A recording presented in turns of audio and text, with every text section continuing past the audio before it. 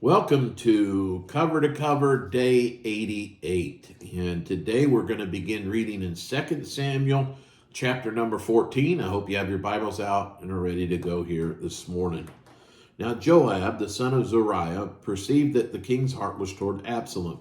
And Joab sent to Tekoa and fetched thence a wise woman and said unto her, I pray thee, feign thyself to be a mourner and put on now mourning apparel, and anoint not thyself with oil, but be as a woman that had a long time mourned for the dead.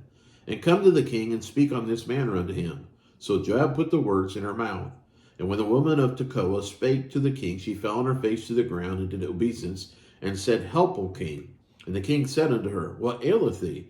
And she answered, I am indeed a widow woman, and my husband is dead. And thy handmaid had 2 sons, and they 2 strove together in the field, and there was none to part them, but one smote the other, and slew him.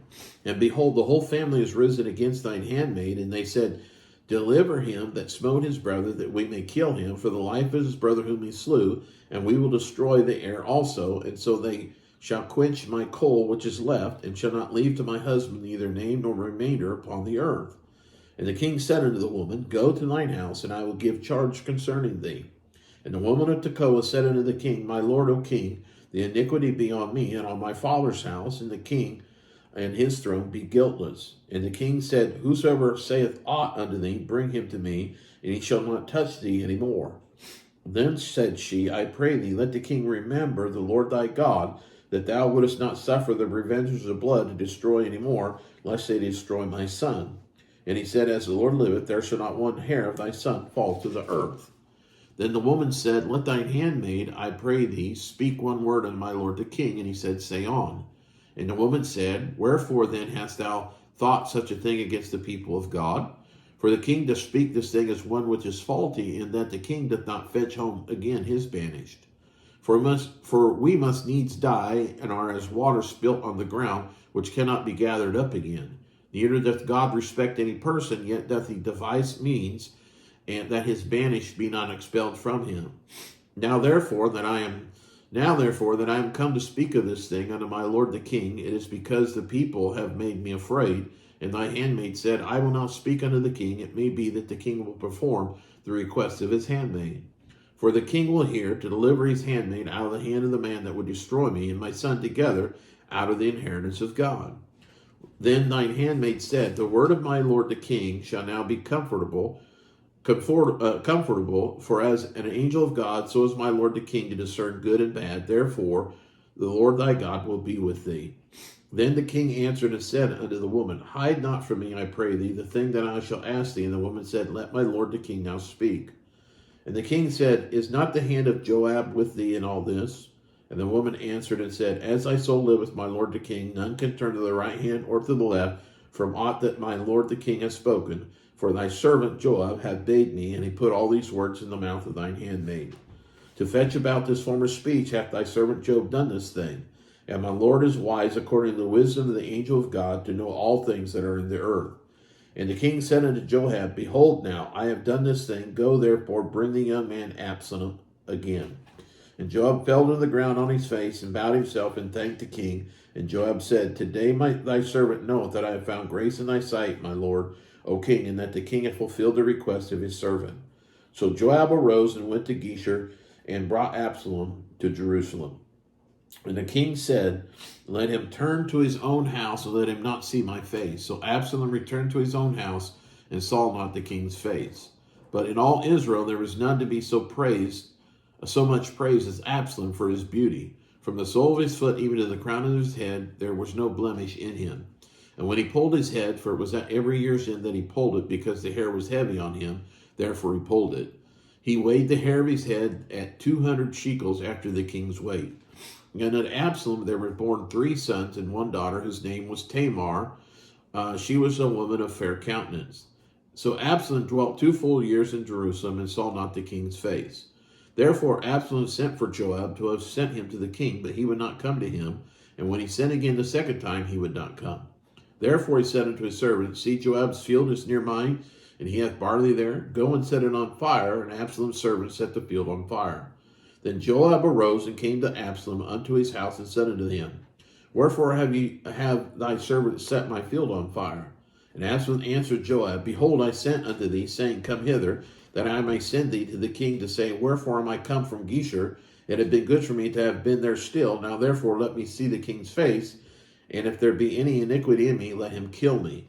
So Joab came to the king and told him, and when he had called for Absalom, he came to the king and bowed himself on his face to the ground before the king, and the king kissed Absalom. Chapter number 15. And it came to pass after this that Absalom prepared him chariots and horses and 50 men to run before him. And Absalom rose up early and stood beside the way of the gate, and it was so, that when any man that had a controversy come to the king for judgment, then Absalom called unto him and said, Of what city art thou? And he said, Thy servant is one of the tribes of Israel.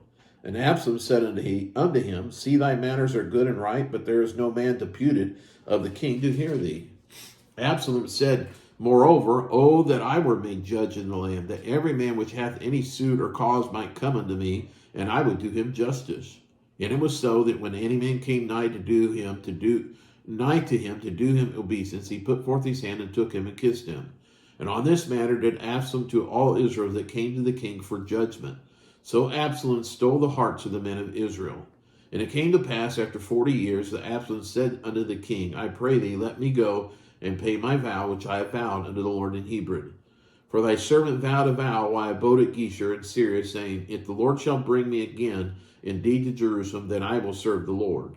And the king said unto him, Go in peace. So he rose and went to Hebron. But Absalom sent spies throughout all the tribes of Israel, saying, As soon as ye hear the sound of the trumpet, then ye shall say, Absalom reigneth in Hebron. And with Absalom went 200 men out of Jerusalem that were called, and they went in their simplicity, and they knew not anything. And Absalom sent for Ahithophel, the Gileonite, David's counselor from his city, Ephraim from Gilon, and he offered sacrifices. And the conspiracy was strong, for the people increased continually with Absalom. There came a messenger to David, saying, The hearts of the men of Israel are after Absalom. And David said unto all his servants that were with him in Jerusalem, Arise, and let us flee, for we shall not else escape from Absalom. Make speed to depart, lest he overtake us suddenly, and bring evil upon us, and smite the city with the edge of the sword. And the king's servant said unto the king, Behold, thy servants are ready to do whatsoever thy lord the king shall appoint. And the king went forth, and all his household after him.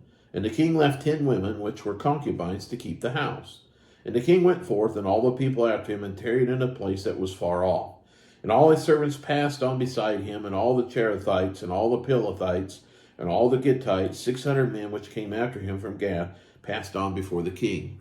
Then said the king to Ittai the Gittite, Wherefore goest thou also with us? Return to thy place, and abide with the king, for thou art a stranger, and also an exile.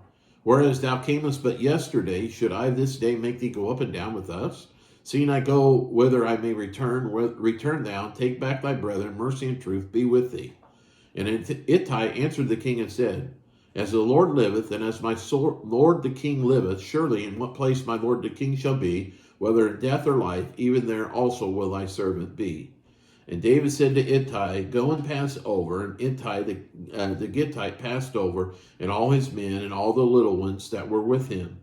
And all the country wept with a loud voice, and all the people passed over, and the king also himself passed over the brook Kidron, and all the people passed over toward the way of the wilderness. And lo, Zadok also, and all the Levites were with him, bearing the ark of the covenant of God. And he set down the ark of God, and Abiathar went up until all the people had done passing out of the city.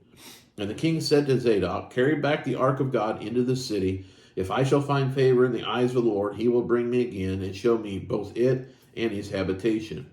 But if he thus say, I have no delight in thee, behold, here am I, let him do to me as seemeth good unto him. The king also said unto Zadok the priest, Art thou not a seer? Return into the city in peace, and your 2 sons with you, Ahimaaz thy son, and Jonathan the son of Abiathar. See, I will tarry in the plain of the wilderness until there come word from you to certify me.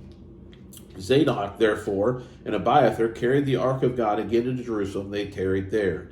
And David went up by the sin of the Mount of Olive, and wept as he went up, and had his head covered, and he went barefoot. And all the people that was with him covered every man his head, and they went up weeping as they went up. And one told David, saying, Ahithophel is among the conspirators with Absalom. And David said, O Lord, I pray thee, turn the counsel of Ahithophel into foolishness. And it came to pass that when David was come to the top of the mount, where he worshipped God, behold, Hushai the Archite came to meet him with his coat rent and earth upon his head, unto whom David said, If thou passest on with me, then thou shalt be a burden unto me. But if thou return to the city and say unto Absalom, I will be thy servant, O king, as I have been thy father's servant hitherto, so will I now also be thy servant. Then mayest thou be thou for me defeat the counsel of Ahithophel. And hast thou not there with thee Zadok and Abiathar the priests? Therefore it shall be that what things soever thou shalt hear out of the king's house, thou shalt tell to Zadok and Abiathar the priests. Behold, they have there with them their two sons, Ahimaaz, Zadok's son, and Jonathan, Abiathar's son, and by them ye shall send unto me everything that ye can hear. So Hushai, David's friend, came into the city, and Absalom came into Jerusalem. Chapter number 16. And when David was a little past the top of the hill, behold, Ziba, the servant of Mephibosheth, met him, with a couple of asses saddled, and upon them 200 loaves of bread, and 100 bunches of raisins, and 100 summer fruits, and a bottle of wine. And the king said unto Ziba, What meanest thou by these? And Ziba said, The asses are for the king's household to ride on, and the bread and the summer fruit for the young men to eat, and the wine that such as be faint in the wilderness may drink. And the king said, Where is thy master's son? And Ziba said unto the king, Behold, he abideth at Jerusalem, for he said, Today shall the house of Israel restore me the kingdom of my father. Then said the king to Ziba, Behold, thine are all that pertaineth unto the Mephibosheth. And Ziba said, I humbly beseech thee that I may find grace in thy sight, my lord, O king. And when King David came to Bahurim, behold, thence came out a man of the family of the house of Saul, whose name was Shimei, the son of Gera. He came forth and cursed still as he came. And he cast stones at David, and all the servants of King David, and all the people, and all the mighty men, on his right hand and on his left. And thus said Shimei when he cursed, Come out, thou bloody man, and thou man of Belial. The Lord hath returned upon thee all the blood of the house of Saul, in whose stead thou hast reigned. And the Lord hath delivered the kingdom into the hand of Absalom thy son. And behold, thou art taken in thy mischief, because thou art a bloody man. Then said Abishai the son of Zeruiah unto the king, Why should this dead dog curse my lord the king? Let me go over, I pray thee, and take off his head. The king said, What have I to do with you, ye sons of Zeruiah? Let him curse, because the Lord hath said unto him, Curse David. Who shall then say, Wherefore hast thou done so? And David said to Abishai and to all his servants, Behold, my son which came forth of my bowels seeketh my life. How much more now may this Benjamite do to me? Do it. Let him alone, and let him curse, for the Lord hath bidden him. It may be that the Lord will look on mine affliction, and that the Lord requite me good for his cursing this day. And as David and his men went by the way, Shimei went along on the hillside over against him, and cursed as he went, and threw stones at him, and cast dust. And the king and all the people that were with him came weary, and refreshed themselves there. And Absalom and all the people, the men of Israel, came to Jerusalem, and Ahithophel with him. And it came to pass when Hushai the Archite, David's friend, was come to Absalom, that Hushai said unto Absalom, God save the king, God save the king. And Absalom said to Hushai, Is this thy kindness to thy friend? Why wentest thou not with thy friend? And Hushai said unto Absalom, Nay, but whom the Lord and this people and all the men of Israel choose, his will I be, and with him will I abide. And again, whom shall I serve? Should I not serve the presence in the presence of his son? As I have served in thy father's presence, so will I be in thy presence. Then said Absalom to Ahithophel, Give counsel among you what we shall do. And Ahithophel said unto Absalom, Go in unto thy father's concubines, which he hath left to keep the house, and all Israel shall hear that thou art abhorred of thy father. Then shall the hands of all that are with thee be strong. So they spread Absalom a tent upon the top of the house, and Absalom went in unto his father's concubines in the sight of all Israel. And the counsel of Ahithophel, which he counseled in those days, was as if a man had inquired of the oracle of God. So was all the counsel of Ahithophel, both with David and with Absalom. That concludes day 88 of Cover to Cover. I look forward to hearing and reading with you tomorrow, day 89. God bless you all.